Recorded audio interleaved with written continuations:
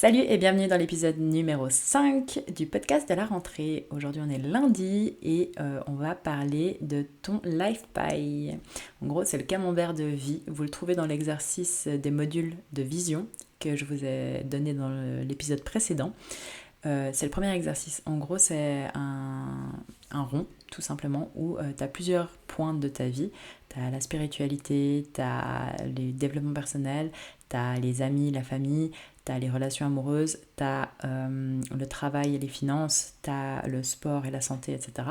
Et en gros, tu dois graduer de 0 à 10 dans chacune de ces catégories.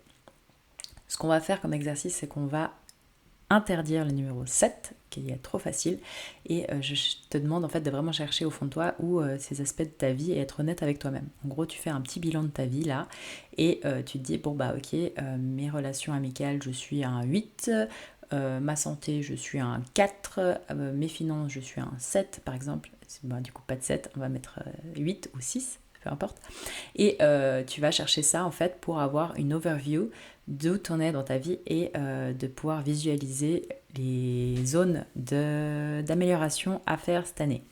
Ce qui est très important. Et en gros, bah, tu vas pouvoir relier les points entre eux et tu vas voir dans le diagramme, en gros, les zones où il y a de quoi améliorer et te concentrer aussi sur ça, sur le futur. Après, il y a certains aspects de sa vie que des fois, on les met de côté pour une raison spécifique. Par exemple, quand tu vas lancer un business et que tu seras à 200% dedans, je peux t'assurer que c'est assez rare que tu auras autant de temps qu'avant pour tes amis. Ou alors, il faut vraiment que tes amis fassent partie de ton business. Ça, c'est un bon plan, tu vois. Mais un des aspects que moi je vous encourage à ne jamais lâcher, c'est votre santé. Ça veut dire toujours mettre votre priorité sur faire un peu de sport, manger équilibré et être serein dans votre tête. Être serein dans votre tête, c'est des habitudes à prendre. Ça veut dire marquer dans un journal ce que vous ressentez ou savoir dire non aux choses que vous ne voulez pas faire, avoir vos priorités à jour, être au clair avec ce que toi tu veux, ce que tu mérites et ce que tu as envie en fait d'obtenir de ta vie. Il y a beaucoup de saisons en fait qu'il va falloir passer, où c'est la saison de la solitude. Quand tu vas vouloir réaliser tes rêves, ça s'appelle vraiment la marche de la solitude.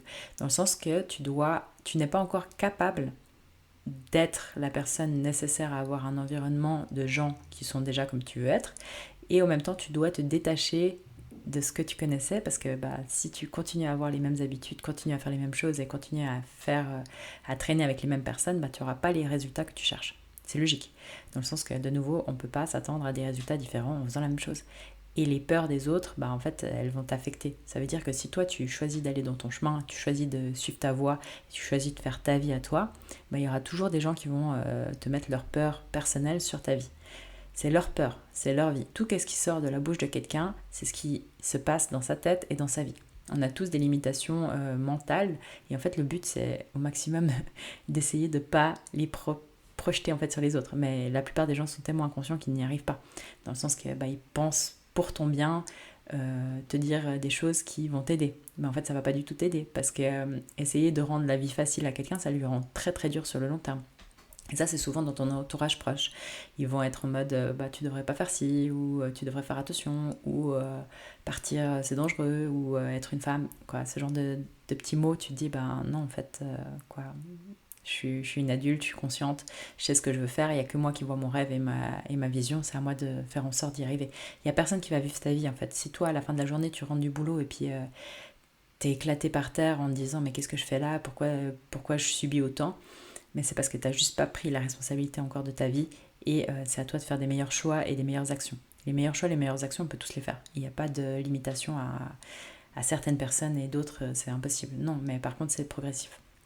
Donc voilà, donc le fait d'avoir déjà un bilan établi des zones où tu peux améliorer et aussi être dans la gratitude pour les zones où ça va bien. Il y a généralement, très rarement, tout dans ta vie qui va mal.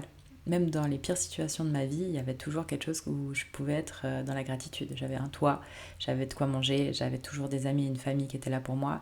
Et en fait, ça fait partie de mes valeurs.